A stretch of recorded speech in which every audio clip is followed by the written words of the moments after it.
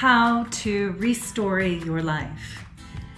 One of the creative tips and tricks that I have for you today is borrowed from a good friend of mine and an extraordinary coach, Tanya Taylor Rubenstein. Check out her YouTube.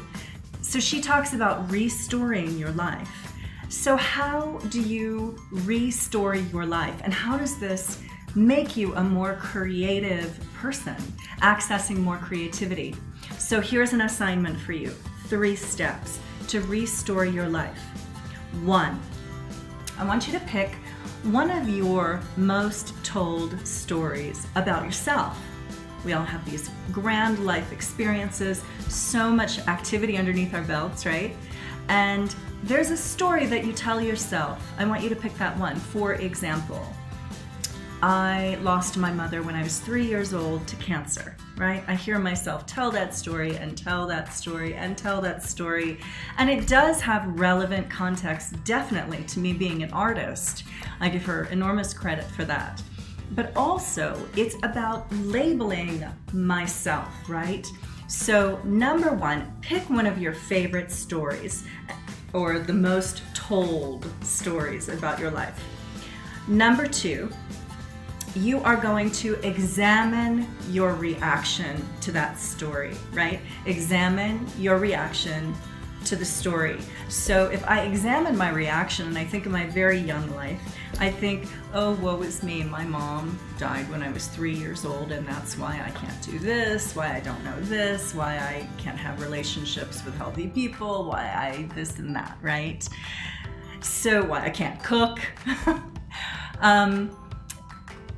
And there are all of these reactions that I remember living through that were reactions to my mother dying when I was 3 years old, right? So we have a choice. We have a choice whether you want to play the victim or whether you want to be the champion of your own story, right? Whether you want to be your own hero and create a bridge over those troubled waters, right?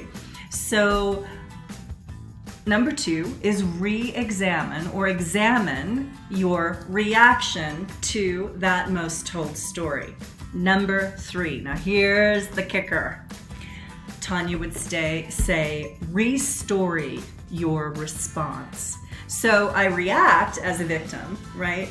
But how do I want to respond when I say the words that my mother died when I was 3 years old? Now that I've kind of created a bridge and retell my own story, I see it as this exquisite part of my makeup that made me strong and I say gives me rhino skin in addition to so many other things. So I tell my story about that, not to other people, but within my own cells, within my own mind, within my own makeup. And I restory the meaning of my mom died when I was 3, right? And now I actually have a great sense of pride and power and self-love. I've learned to mother myself. I've learned to mother other people exquisitely. It's a huge part of my nurturing path. So again, how does this help you with your creativity? We break out those neurosynaptic pathways of victimhood or reaction in our own brains that empowers us to open up new possibilities of how we see ourselves, how we see others, and how we see life. And that, my dear loves, is the true way to be more creative, is always examining responses and reactions, finding new ways for things to configure together, and creating, voila, a new story. So that is one tip, one creative hack on how to be more creative. I'm Robbi Firestone. Please subscribe to my channel and I'll see you again very soon. Take care. Write your comments below. Bye.